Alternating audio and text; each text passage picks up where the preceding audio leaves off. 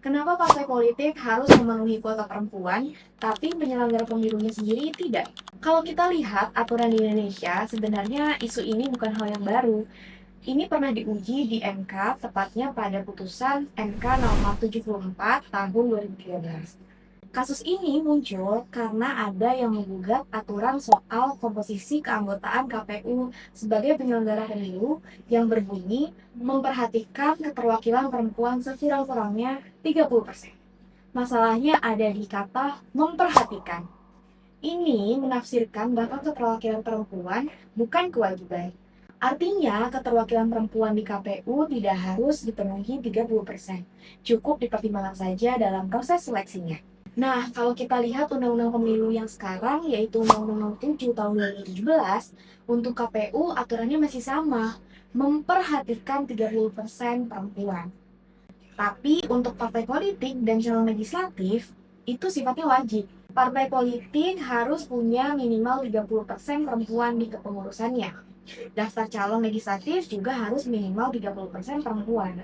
Dan ini diverifikasi oleh KPU loh.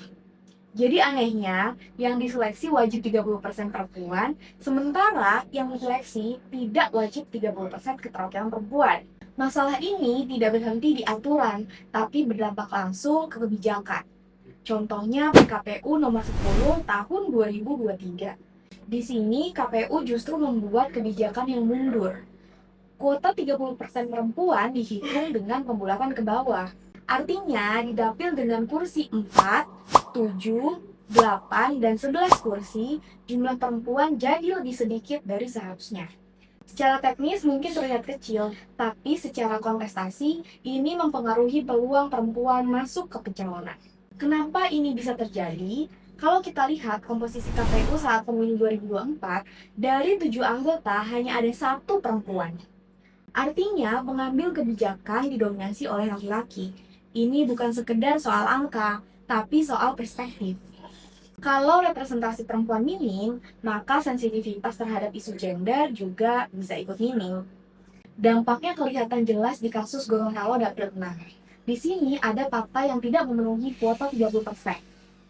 Seharusnya ada mekanisme diskualifikasi karena KPU punya kewenangan verifikasi, tapi ini tetap diloloskan. Akibatnya apa?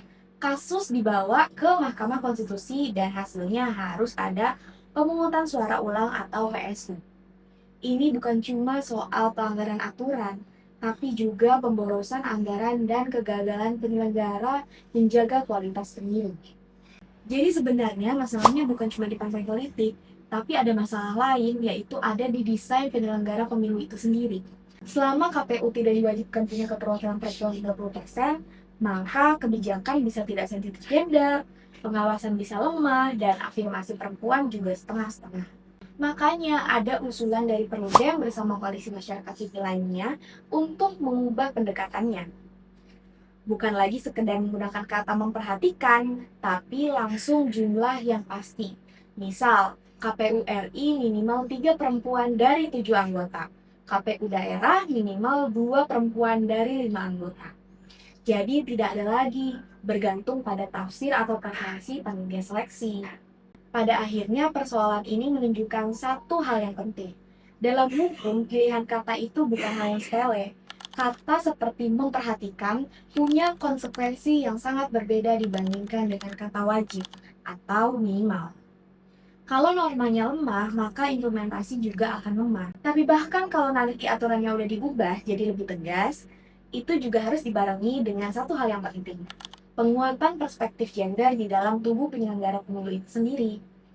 Karena tanpa itu, kuota hanya akan jadi angka di atas kertas, bukan alat untuk benar-benar menghadirkan representasi.